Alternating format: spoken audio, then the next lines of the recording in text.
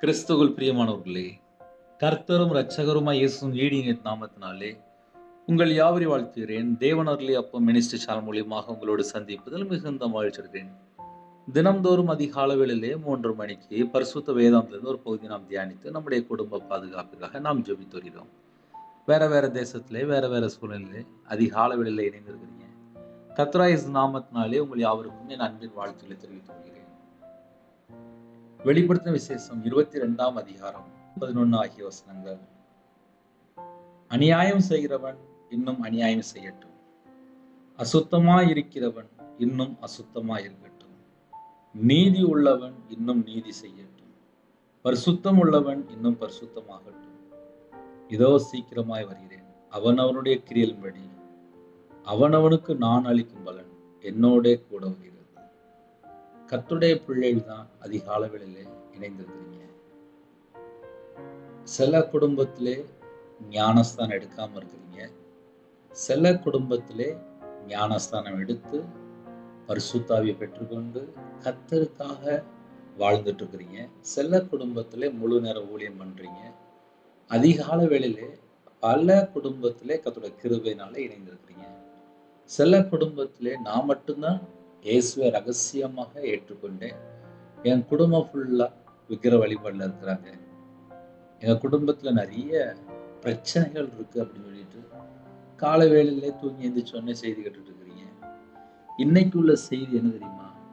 அநியாயம் செய்கிறவன் இன்னும் அநியாயம் செய்யட்டும்.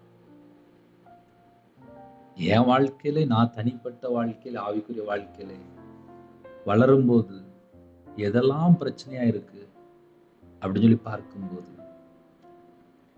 என் சிந்தனைக்குள்ளே அநியாயம் வருதா, என் சிந்தனைக்குள்ளே தீமையான எண்ணம் வருதா, என் சிந்தனைக்குள்ளே துர்க்கிரியை வருதா, என் சிந்தனைக்குள்ளே என்ன எண்ணங்கள் வருது, இதைத்தான் நம்ம முதல்ல கண்டுபிடிச்சு பார்க்கணும்.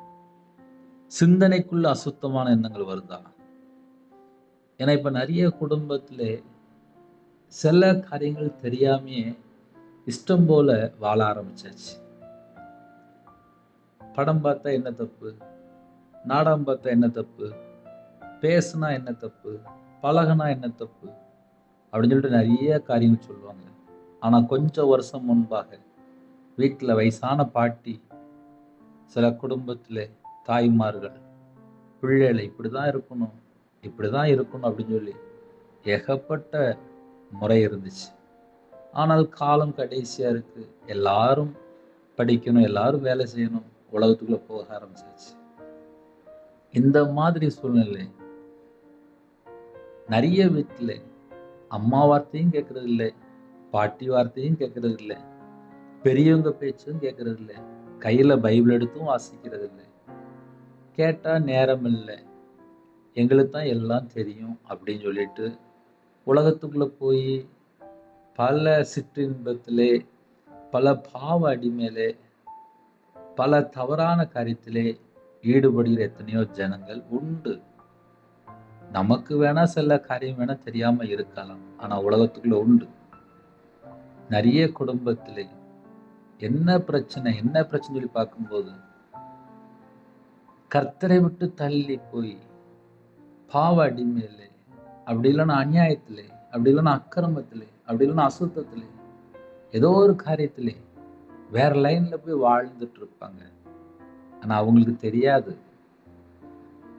கையில பைபிள் எடுத்து வாசித்து பார்த்தா தானே உண்மை எது, எப்படி வாழணும், எப்படி நடக்கணும், அந்த முறைகள்லாம் தெரியும். ஏன்னா இப்ப நிறைய குடும்பத்துல பைபிள் வாசிக்க மாட்டுக்காங்க, வேதனையான காரியமா இருக்கு. என் வாழ்க்கையில நான் 2015 தான்ப்பா நானே பைபிள் வாசித்தேன். 2015 பைபிள் வாசிக்கும் போது பைபிள் புதுசா இருந்துச்சு. நான் பார்த்தா உலகத்துல சராசரி ஒரு மனுஷனா வாழ்ந்துட்டு இருந்துச்சு. அதுக்கப்புறம் கையில பைபிள் எடுத்து வாசித்து பார்த்து, ஓ இவ்வளவு காரியம் இருக்கா, அப்ப நான் எப்படிலாம் மனம் திரும்பணும், எப்படிலாம் என் வாழ்க்கையில நான் வாழ்ந்துட்டு இருக்கேன், நான் என்ன செஞ்சுட்டு இருக்கேன், என்கிட்ட எத்தனை மிஸ்டேக் இருக்கு, கர்த்தரை விட்டு தள்ளி போறதுக்கு இந்த உலகத்துல எத்தனையோ காரியங்கள் இருக்கு, கெட்டு போற வாசல் விரிவாக திறக்கப்பட்டு இருக்கு. அதனால காலையில் இந்த செய்தி கேட்கும்போது, அநியாயம் செய்கிறவன் இன்னும் அநியாயம் செய்யட்டும் என்று அழகா எழுதப்பட்டிருக்கு. நம்ம மக்கள் சொல்லுவாங்க, எப்படி சொல்லுவாங்க அப்படின்னா, நாங்க தேவனுக்கு பிரியமானபடி எவ்வளவோ உண்மையா வாழ்றோம். ஆனா எங்களுக்கு தான் கஷ்டம் நிறைய இருக்கு அப்படிம்பாங்க. வேதம் சொல்லுகிறது, அநேக உபத்திரங்கள் வழியாக நம்ம நித்திய ஜீவன்களை கடந்து போறோம். இயேசுவை ஏற்றுக்கொண்ட பின்பாக பாடுகள் வழியா தான் போறோம். துன்பத்தோடு கூடிய 100 மடங்கு ஆசீர்வாதம். இயேசுவை ஏற்றுக்கொண்ட பின்பாக தன்னைத்தான் வெறுத்து சிலுவை எடுத்து என் பின்னே அப்படின்னு சொன்னாரு. இன்னைக்கு என்ன பிரச்சனை அப்படின்னு சொல்லி பார்க்கும்போது, தன்னைத்தான் வெறுக்காம இருக்கிறாங்க, சுயத்தை வெறுக்காம இருக்கிறாங்க. அதனால நிறைய நேரத்தில் சிக்கல், உபத்திரம், பாடுகள், சில நேரத்தில் தேவனுடைய கோபம், சில குடும்பத்தில் மறுபடியும் சாபத்துக்குள்ளே, சில குடும்பத்தில் துன்மார்க்கமான காரியத்துக்குள்ளே, சில குடும்பத்தில் துணிகரமாக, சில குடும்பத்தில் மறுபடியும் துர்க்கிரியைக்குள்ளே, சில குடும்பத்தில் மோக இச்சைக்குள்ளே. இதுக்கெல்லாம் பின்னாடி என்ன இருக்கு, பின்னாடி என்னன்னு சொல்லி கையில பைபிள் எடுத்து வாசித்து பார்த்தா, அநியாயம் செய்கிறவன் இன்னும் அநியாயம் செய்யட்டும் என்று எழுதப்பட்டிருக்கு. அப்ப கடைசி காலம் எப்படி இருக்கும் அப்படின்னா, அக்கிரமம் மிகுதியாய் போகும், அன்பு தணிந்து போகும். இந்த காலத்துல தான் நம்ம வாழ்ந்துட்டு இருக்கோம். நான் என் குடும்பத்துல பேசிட்டு இருக்கும்போது சொல்லிட்டு இருந்தேன், இந்த மாதிரி ஒரு குடும்பத்துல கல்யாணம் முடியாம இருக்கு, மகள் வெளிநாட்டுல இருக்கிறா, அம்மா அப்பா தனியா இருக்கிறாங்க, பிள்ளைக்கு வயசாயிட்டு போகுது, திருமணம் வேண்டாங்கிறா, பணம் செழிப்பா இருக்கு, ஆனா திருமணம் வேண்டாங்கிறா, என்ன செய்ய அப்படின்னு சொல்லி பேசிட்டு இருந்தேன். கடைசி காலத்துல இப்ப நிறைய குடும்பத்துல பிள்ளைகள், வாலிப பையன் திருமணம் வேண்டாங்கிறாங்க. நிறைய வீட்டுல இது ஒரு பிரச்சனையாவே ஓடிட்டு இருக்கு. பிரச்சனையாவே வாழ ஆரம்பிச்சாச்சு. ஒரு குடும்பத்துல 36 வயசு வாலிப மகள், இன்னொரு குடும்பத்துல 38 வயசு வாலிப மகள், இன்னொரு குடும்பத்துல 49 வயசு திருமணம் முடியல, இன்னொரு குடும்பத்துக்கு 35 வயசு பையன் கல்யாணம் முடியல. நிறைய படிச்சிருக்காங்க, சில குடும்பத்துல லட்சமா சம்பளம் வருது, ஆனா கல்யாணம் மட்டும்தான் முடிய மாட்டேங்குது. ஏன்னா கல்யாணம் முடிக்கிற வயசுல பணம் சம்பாதிக்க போயாச்சு, வீட்டுல பிரச்சனை, கடன், உபத்திரம், பாடுகள். ஆனா இப்ப கல்யாணம் முடிக்கும்னு நினைக்கிறாங்க, அதுக்கு தகுந்த மாதிரி மாப்பிள்ளை கிடைக்க மாட்டேங்குது. சில குடும்பத்துல கல்யாணம் வேண்டாம் அப்படின்னு சொல்லிட்டு வாழ ஆரம்பிச்சிட்டாங்க. அதனால கடைசி காலத்துல வாழ்றோம். அநியாயம் செய்கிறவன் இன்னும் அநியாயம் செய்யட்டும். நிறைய குடும்பத்தை கவனிச்சு பாருங்க, பணம் சம்பாதிக்கிறதுக்காக எவ்வளவு பொய் பேசுறாங்க, ஒரு சொத்தை விற்கிறதுக்காக எவ்வளவு பொய் பேசுறாங்க. அதுக்கப்புறம் சர்ச்சில் போய் லட்சமா காணிக்க வைக்கிறாங்க. தேவன் ஏற்றுக்கொள்வாரா? யோசித்து பார்ப்போமே. எத்தனையோ தேவைகள் இருக்கு, எத்தனையோ தேவைகள். அநியாயம் செய்கிறவன் இன்னும் அநியாயம் செய்யட்டும். என் வாழ்க்கையில பரலோகத்துக்கு கொஞ்சம் ரொம்ப ஆசைப்படுவேன், ஆனால் வசனத்துக்கு கீழ்ப்படியணும் அப்படின்னு சொல்லி ஒவ்வொரு வசனத்தை யோசித்து பார்க்கும்போது இவ்வளவு காரியம் இருக்கு அப்படின்னு சொல்லி நிறைய யோசித்துக்கிட்டே இருப்பேன். நம்ம நித்திய ஜீவனுக்குள்ள போகணும் அப்படின்னா கையில பைபிள் எடுத்து வாசித்து, பைபிள்ல எப்படி எழுதப்பட்டிருக்கு, என் வாழ்க்கையில இன்னும் எவ்வளவு குறை இருக்கு, இன்னும் என்கிட்ட எவ்வளவு குறை இருக்கு, நான் இன்னும் எந்தெந்த காரியத்துல மனம் திரும்பணும், இப்படி உட்கார்ந்து நான் யோசித்துட்டு இருப்பேன். அநியாயம் செய்கிறவன் இன்னும் அநியாயம் செய்யட்டும். அந்த வேர்டை நீங்க நல்லா கவனிக்கணும், நல்லா நோட் பண்ணிக்கணும். அநியாயம் செய்யட்டும் என்று எழுதப்பட்டிருக்கு. அநியாயம் செய்யட்டும் அப்படின்னா வாசல் ஓப்பனா தான் இருக்கும். நன்மையும் செய்யலாம், தீமையும் செய்யலாம், அநியாயமும் செய்யலாம், நியாயமும் செய்யலாம். ஏன்னா உலகத்திலே கண்டே பிடிக்க முடியாது, அந்த அளவுக்கு தேசத்துக்குள்ள தீமை பெருகிட்டு இருக்கு, அநியாயம் பெருகிட்டு இருக்கு, அக்கிரமம் பெருகிட்டு இருக்கு. இஷ்டம் போல வாழ்றதுக்கு எத்தனையோ விதமான வாசல். கையில இப்ப செல்போன் வந்துருக்கு, செல்போனு ஏகப்பட்ட வெப்சைட், ஏகப்பட்ட வேற வேற போன் வேற வேற இடத்துல போயிட்டே இருக்கும். பல மணி நேரம் சாப்பிட்டுருது. ஆக மொத்தம் ஆவிக்குரிய வாழ்க்கையில வளருக்கு கையில பைபிள் எடுத்து வாசிக்க மாட்டுக்குங்க. வேதனையான காரியம். காலைவேளையில இணைந்திருக்கிறீங்களா? செய்தி கேட்டீங்களா? ஜெபம் பண்ணீங்களா? கையில முடிஞ்சா பைபிள் எடுத்து வாசிங்க.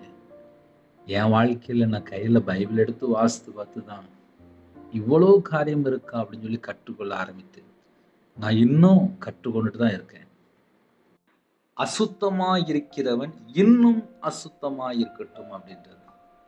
அப்ப கடைசி காலத்துல என்ன நடக்குன்னு சொல்லி பார்க்கும்போது அசுத்தமான காரியங்கள் அது ஒரு பக்கம் இருக்கு. ஒரு பக்கம் பார்த்தா அநியாயம் இருக்கு, இன்னொரு பக்கம் பார்த்தா அசுத்தம் இருக்கு. அசுத்தமா இருக்கிறானா இன்னும் அசுத்தமா இருக்கட்டும் அப்படின்னு சொல்லி இப்படியே எழுதப்பட்டிருக்கு. அவனவனுக்கு நான் அளிக்கும் பலன் என்னோடே கூட வருகிறது. அப்போ பரலோகத்துல தேவன் என்ன சொல்றார் அப்படின்னா, நீ என்ன செய்றியோ அதுக்குள்ள நியாயத்தீர்ப்பு, அதுக்குள்ள பலன், அதுக்குள்ள கிஃப்ட் நான் வரும்போது கொண்டு வரேன் அப்படிங்கிறது. சில குடும்பத்துல அநியாயமா என் சொத்தை எழுதி வாங்கிட்டாங்க. சில குடும்பத்திலே என் ஃப்ரெண்டு பணம் வாங்கிட்டான் தரல. சில குடும்பத்துல நகை வாங்கிட்டாங்க தரல.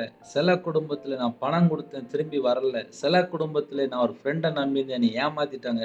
சில குடும்பத்துல யாரையாவது நம்பி ஏமாந்துருதாங்க. லாஸ்ட் பார்த்தா கண்ணீர் வாழ்க்கையா இருக்கு. நெறைய குடும்பத்துல இதெல்லாம் காணப்படும். வெளிய தெரியாது. என் வாழ்க்கையில நான்லாம் ஏமாந்துருக்கேன்ப்பா. ஒரு மனுஷன நம்பி பணம் குடுத்து வரல. ஆனா என் கையில தான் நான் குடுத்தேன். 13,00,000 குடுத்தேன். ஆனா பணம் ரிட்டர்ன் வரல அவ்வளவுதான். எனக்கு யாரு மாந்திரீகம் பண்ணானோ, அவன் தூக்கு மாட்டி செத்து போயிட்டான். ஆனால் நான் உயிரோட தான் இருக்கேன். எனக்கு மாந்திரீகம் பண்ண ஒரு நபர் செத்து போயிட்டான். ஆனா நான் உயிரோட இருக்கேன். அப்ப என்ன அர்த்தம் அப்படின்னா, பரலோகத்துல தேவன் எனக்கு உயிர் பிச்சை போட்டிருக்காரு. அவ்வளவுதான். நான் தேவனுக்காக வாழ்ந்தால் நித்திய ஜீவன். இந்த பூமியில மனம் திரும்பி வாழ்ந்தால், தேவனுக்கு பிரியமானபடி வாழ்ந்தால், மனுஷனுக்கு பிரியமானபடி அல்ல, தேவனுக்கு பிரியமானபடி. தேவனுக்கு பிரியமானபடி வாழ்ந்தால் நித்திய ஜீவனுக்குள்ள போக முடியும். அநியாயம் செய்கிறவன் இன்னும் அநியாயம் செய்யட்டும் என்று எழுதப்பட்டிருக்கு. அசுத்தமா இருக்கிறவன் இன்னும் அசுத்தமா இருக்கட்டும் என்று எழுதப்பட்டிருக்கு. இதான் கடைசி காலம். ஒருவேளை நீதி உள்ளவன் இன்னும் நீதி செய்யட்டும். பரிசுத்தம் உள்ளவன் இன்னும் பரிசுத்தம் ஆகட்டும். இன்னும் பரிசுத்தம் ஆகட்டும். அப்ப பரிசுத்தமாறதுக்கு டைம் கொடுக்காரு. நீதி செய்ய டைம் கொடுக்காரு. சில குடும்பத்துல நான் அநியாயம் மட்டும்தான் செய்வேன் அப்படிம்பாங்க. அவங்க அநியாயம் செஞ்சதுக்கு அப்புறம் அதுக்குள்ள தேவனுடைய நியாயத்திற்கு வெளிப்படும். அசுத்தமா இருக்கிறானா அதுக்குள்ள நியாயத்திற்கு வெளிப்படும். இந்த பூமியிலே நம்முடைய தேவன் மனம் திரும்பு, பாவ மன்னிப்பை பெற்றுக்கொள், பாவத்தை அறிக்கை செய்து விட்டுவிடு, தேவனிடத்திலிருந்து இரக்கங்களை பெற்றுக்கொள்ளுங்கள். இப்படிதான் நமக்கு வேதம் கற்றுத் தருகிறது. அதிகாலையில நம்ம ஜெபிக்க போயிரும். இதோ சீக்கிரமாய் வருகிறேன். அவன் அவனுடைய கிரியைகளின்படி, அவன் அவனுடைய செய்கைகளின்படி, அவன் அவனுக்கு நான் அளிக்கும் பலன் என்னோட கூட வருகிறது. அப்ப அவர் வரும்போது எல்லாருக்கும் ஒரு gift கொண்டு வருவார். நன்மை செஞ்சா நித்திய ஜீவன், தீமை செய்தா நித்திய ஆக்கினை. இந்த பூமியிலே மனம் திரும்ப சொல்கிறார். நானும் அதுதான் செய்யணும். நம்ம எல்லாருமே ஒருமனப்பட்டு அதிகாலையில ஜெபிக்க போறோம். கேளுங்க. அப்பா இதோ சீக்கிரமா வரேன்னு சொன்னீங்களாப்பா, உமக்கு பிரியமானபடி நான் வாழ்றதுக்கு அர்ப்பணிக்கிறேன்ப்பா. என் வாழ்க்கையில் உள்ள குறைகளை மன்னிச்சிருங்க. அப்படி நம்ம கேட்டாலே போதும். ஹல்லேலூயா. புதிய நாளுக்காக ஜெபிப்போம், அர்ப்பணித்து ஜெபிப்போம். கண்களை மூடி நாம் ஜெபம் செய்வோம். கிருபை மகிமை இந்த பரிசுத்தமுள்ள நல்ல தகப்பனே, உம்மை நன்றியோடு துதிக்கிறோம் சொல்கிறோம்ப்பா. புதிய நாளுக்கான கிருபைக்காக நன்றிப்பா. அதிகால வேளையிலே உம்முடைய சமூகத்திலே கண் விழிக்க கத்த கிருபை செய்த கிருபைக்காக நன்றி. அதிகாலையிலே எங்களை தாழ்த்திரும் அர்ப்பணிக்கிறோம்ப்பா. உமக்கு முன்பாக ஒருவனும் நீதிமான் அல்லப்பா. எல்லாரும் பாவம் செய்து தேவனுடைய மகிமை இழந்து போயிட்டார்கள் என்று வேதம் செய்தது. எங்க பாவத்தை மன்னிச்சிருங்கப்பா. கல்வாரி இரத்தத்தினாலே கழுவி சுத்திகரிங்கப்பா. எங்களுக்கு ஜீவனை தந்த ஜீவாதிபதியானவரே, அப்பா உம்முடைய பாதத்தில் வருகிறோம்ப்பா. சிலுவையில் சிந்தின இரத்தத்தினால சமாதானத்தை உண்டாக்குனீங்களே, உங்க பாதத்தில் வருகிறோம்ப்பா. இந்த காலவேளையிலே எங்க எல்லாரையும் உங்களோட ரத்தத்தினால கழுவி சுத்திகரிங்கப்பா. என்னுடைய பாவத்தை மன்னிங்க, என்னோட அக்கிரமத்தை மன்னிங்க. கர்த்தருக்கு பிரியமானபடி வாழ்றதுக்கு அர்ப்பணிக்கிறோம். புதிய நாளிலும் புது கிருபையால் நிரப்புங்கப்பா. புது அபிஷேகம் நிரப்புங்கப்பா. புது எண்ணெயால் அபிஷேகம் உண்டு காண்டாமிருத்தத்து விளைந்தாங்க ராஜா. கழுகுகளை போல செட்டை விரித்து எழும்பக்கத்தை கிருபை செய்யுங்க. சிறுபிள்ளை முதல் கொண்டு முதியோர் எல்லாரும் கர்த்தர் ஆசிரியங்க. ஜெப அபிஷேகம் தாங்க. சத்துருக்களை மேல அபிஷேகம் நிரப்புங்க. ஆவிக்குரிய 9 கனிகளினாலும் ஆவிக்குரிய 9 வரங்களும் உங்க பிள்ளைகளை நிரப்புங்க. யாரெல்லாம் தாழ்த்துறவங்களோட சிரசின் மேல் ஆசீர்வதிங்க. அவனுடைய கையின் கீழ் ஆசீர்வதிங்க. அவனுடைய அப்பத்தின் தண்ணீர் ஆசீர்வதிங்க. பலகணிகளை திறந்து, பண்டகசாலை திறந்து, எல்லா குடும்பத்தையும் கர்த்தர் ஆசீர்வதிங்க. அதிகாலை வேளை தாழ்த்துறவங்க. எங்களோட அவயங்கள் எல்லாம் கிறிஸ்துவின் அவயமா மாறட்டும். உங்க உடம்போட ரத்தம் எல்லாம் கிறிஸ்துவின் ரத்தமா மாறட்டும். எங்க சிந்தனை கிறிஸ்துவினே மாறட்டும் ராஜா. காலை வேளை தாழ்த்துறங்க, அர்ப்பணிக்கிறேங்க. என்னோட வாழ்க்கையில எல்லா காரியத்தையும் கர்த்தர் மாற்றி ஆசீர்வதிங்க. எத்தனையோ தேசத்துக்குள்ள இணைந்திருக்காங்க. எல்லா தேசத்தோட ஜனங்களையும் உங்களுடைய கரத்துல அர்ப்பணிக்கிறோம். உமக்கு பிரியமானபடி நாங்கள் வாழ வேண்டும். சில குடும்பத்திலே அர்ப்பணிக்கிறாங்க, தாழ்த்துறாங்க. மனம் திரும்ப வேண்டும் என்று ஆசைப்படுறாங்க. கர்த்தர் கிருபை தாங்க. கிருபையின் காலத்திலே நாங்க தேவ சித்தத்துக்குள்ள வரணும்ப்பா. எங்க வாழ்க்கைக்கு எல்லா குறைகளெல்லாம் மன்னிச்சிருங்கப்பா. மன்னிச்சிருங்கப்பா. மன்னிச்சிருங்கப்பா. மன்னிச்சிருங்கப்பா. இந்த மாசத்துல எத்தனையோ தேவைகளுக்காக ஜெபம் பண்ணாங்கப்பா. எங்கள்கிட்ட ஏகப்பட்ட குறை இருக்குப்பா. எல்லாவற்றையும் மன்னிங்கப்பா. மன்னித்து கர்த்தர் ஆசீர்வதிங்க. சில குடும்பத்திலே உபவாசத்தோடு இருங்கப்பா. அவரோட உள்ளத்துல என்ன பாரம் இருக்கோ அந்த எல்லா பாரத்தையும் எல்லாம் நீக்கி ஆசீர்வதிங்க. கடன் பிரச்சனையில கஷ்டப்படுறாங்க. இந்த மாசத்துல நிறைய கமிட்மெண்ட்ப்பா. இந்த பிரச்சனைக்கெல்லாம் ஒரு முடிவு கொண்டு வாங்கப்பா. ஒரு முடிவு கொண்டு வாங்கப்பா. நம்முடைய கரத்துல அர்ப்பணிக்கிறோம்ப்பா. நிறைய தேவைகள் உண்டு. சில குடும்பத்திலாம் கண்ணீரோடு ஜெபிக்கிறோம்ப்பா. உன்னோட கண்ணீரை பாருங்கப்பா. உன்னோட கண்ணீரை பாருங்கப்பா. ஒவ்வொரு குடும்பத்தோட தேவையெல்லாம் கர்த்தர் சந்திக்கணும்ப்பா. கற்பத்தனிக்கா ஜெபிக்கிறாங்கப்பா. கர்த்தர் மனம் இறங்கி ஆசீர்வதிங்க. மாசமா இருக்காங்க, தாய் பிள்ளைமா கர்த்தர் ஆசீர்வதிங்க. டெலிவரி கொடுக்குறாங்க, கர்த்தர் கூட இருங்க. திருமண தேவைக்கு ஜெபிக்கிறாங்க, கர்த்தர் கூட இருந்து சகல விதமான வாசல் திறந்தாங்க. இன்னைக்கு யாரெல்லாம் அப்பா பிறந்தநாள் கொண்டாடுறாங்களோ உங்க பிள்ளைகளோட சிரசு மேலே ஆசீர்வாதம் ராஜா பல்கி பெருகட்டும். அப்பா யாரெல்லாம் இந்த நாளிலும் திருமண நாள் கொண்டாடுறாங்களோ அந்த குடும்பம் கர்த்தரால் ஆசீர்வதிக்கப்படும். அவரோட வம்சம் கர்த்தரால் ஆசீர்வதிக்கப்படும். சகல குடும்பத்தையும் கர்த்தர் ஆசீர்வதிங்க. இந்த நாளிலும் ஜெபித்த ஒவ்வொரு குடும்பத்தையும் பரிபூர்ணமாக ஆசீர்வதிங்க. காலை வேளையில போர்ட்ல போடுறாங்க, விவசாயத்துக்கு போறாங்க, காலை வேளையில வியாபாரத்துக்கு போறாங்க, கம்பெனி போறாங்க, டீச்சர் ஜெபிக்கிறாங்க, வாட்ச்மேன், செக்யூரிட்டி, போலீஸ் ஆபீசர் ஜெபிக்கிறாங்க, ஆர்மி ஜெபிக்கிறாங்க, அதிகாரிகள் ஜெபிக்கிறாங்க, தலைவர் ஜெபிக்கிறாங்க, டாக்டர், நர்ஸ், இன்னுமாக டிரைவிங் லைன்ல போறாங்க, வியாபாரத்துல இருக்காங்க, காலை வேளையில பஸ்ல போறாங்க, கார்ல போறாங்க, ட்ரெயின்ல போறாங்க. எல்லா குடும்பத்துக்கும் கர்த்தர் கூட இருந்து உங்க பிள்ளைகளை ஆசீர்வதிக்க வேண்டும். உங்களுடைய கரம் தொட்டு உங்க பிள்ளைகளை ஆசீர்வதிங்க. போகும்போது வரும்போது கர்த்தர் கூட இருந்து பாதுகாத்துங்க. எல்லா தீமை நாச மோசங்களுக்கு விலக்கி கர்த்தர் வேலையடைத்து பாதுகாத்து கொடுங்க. வாலிப பிள்ளைகளும் வாலிப பையங்க ஹாஸ்டல்ல இருக்காங்க, ஹோம்ல இருக்காங்க, படிக்கிற பிள்ளைகள் ஜெபிக்கிறாங்க. அந்த பிள்ளைகளுக்கு சகல விதமான பாதுகாப்பு தாங்க. தேவ ஞானத்தினால் தேவ புத்தினால் நிரப்பி ஆசீர்வதிங்க. நாங்க எல்லாரும் வெளிச்சத்தின் பிள்ளையா வாழணும். அப்பா நற்கிரியை செய்கிற பிள்ளைகளா மாறணும். நன்மை செய்கிற பிள்ளைகளா மாறணும். சத்திய ஆவியானவருக்கு நாங்கள் கீழ்ப்படிந்து வாழணும். கிருபை தாங்க. கட்டளைக்கு கீழ்ப்படிந்து கற்பனை கைக்குள்ள கிருபை தாங்க. இந்த நாளில் உங்க அன்பினால நிரப்புங்கப்பா. உண்மை போல நாங்க மாறணும். காலவெளியில தாழ்த்துறாங்க. எத்தனையோ குடும்பத்துல உள்ளத்துல பாரம் இருக்கு. அந்த பாரத்தை எல்லாம் நீக்கிருங்க. திருமணம் முடிந்ததுக்கு அப்புறம் நிறைய குடும்பத்திலே நிம்மதி இல்லை. அந்த குடும்பத்தில் உள்ள பிரச்சனை எல்லாம் மாற்றி எல்லாவற்றையும் மாற்றி ஆசீர்வதிங்க. டைவர்ஸ் அளவுக்கு பிரச்சனை அடித்து பிரச்சனைக்கு ஒரு முடிவு கொண்டாங்கப்பா. கஞ்சா பழக்கம், சிகரெட் பழக்கம், கோயிலை, மதுவான அடிமை, விக்கிர வழிபாடு, மாந்திரிக, பிள்ளி ஏவல்ல கட்டப்பட்ட குடும்பத்துக்கு ஒரு விடுதலை கொடுங்க. எந்தெந்த வீட்டு விதமாக எந்தெந்த பொல்லாத ஆவியல், சர்ப்பத்தின் கிரியைகள், தந்திரமான கிரியைகள், மதுவான கிரியைகள், எல்லா பொல்லாத கிரியைகளும் இயேசு கிறிஸ்து நாமத்தை சுட்டு அறிக்கப்படட்டும். ஒவ்வொரு குடும்பத்துக்கும் விடுதலை கொடுங்க. ஹாஸ்பிட்டல் அவசர சிகிச்சையில் இருக்காங்க. சில குடும்பத்தில் எய்ட்ஸ் வியாதியில பாதிக்கப்படுறாங்க, கிட்னி பிரச்சனை பாதிக்கப்படுறாங்க, ஸ்ட்ரோக்ல பாதிக்கப்படுறாங்க. சில குடும்பத்தில் நரம்பு பிரச்சனை, கழுத்து பிரச்சனை, சில குடும்பத்தில் கண்ணில் பிரச்சனை, தலையில் ஆப்ரேஷன், சில குடும்பத்தில் எம்ஆர் ஸ்கேன் எடுத்துக்கலாம், சில குடும்பத்திலே அப்போ சுகர் அதிகமாக இருக்குது, ப்ரெஷர் அதிகமாக இருக்குது, ஹார்ட் பிரச்சனை, கால் வலி, கை வலி, நரம்பு வலி, கழுத்து வலி, சில குடும்பத்தில் யூரின்ல பிரச்சனைப்பா, அந்த இடத்துல பிரச்சனை, எல்லா பிரச்சனையெல்லாம் கர்த்தர் மாற்றி அப்போ ஒவ்வொரு குடும்பத்துக்கும் கர்த்தர் பரிபூர்ணமான சுகம் தாங்கப்பா. கர்ப்பப்பையில பிரச்சனை இருக்குனாங்க, மார்புல கட்டி இருக்குனாங்க, எந்த குடும்பத்துல பலவீனத்தோடு ஜெபிக்கிறாங்களோ உங்களுடைய தழும்புள்ள கரத்தினால தொட்டு சுகமாக்கி தாங்கப்பா. என் இயேசு கிறிஸ்து ராஜானுடைய கரம் தொட்டு சுகமாக்கி தாங்கப்பா. உங்களுடைய தழும்புள்ள கரத்தினால தொட்டு சுகமாக்கி தாங்கப்பா.